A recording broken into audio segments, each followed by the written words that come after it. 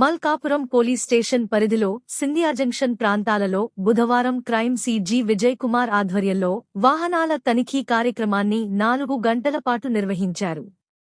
CP మరియు crime DCP madam, ADCP madam, ACP crime ఉత్తర్వుల ప్రకారం Malkapuram crime SI G Vijay Kumar మరియు సిబ్బంది సింధియా జంక్షన్లో సాయంత్రం 5 గంటల నుండి 9 గంటల వరకు వెహికల్ చెకింగ్ చేయడమైనది. ఎటువంటి అసాంఘిక వస్తువులతో ఎవరు దొరకలేదు అని క్రైమ్ సీజీ విజయ్ కుమార్ తెలిపారు.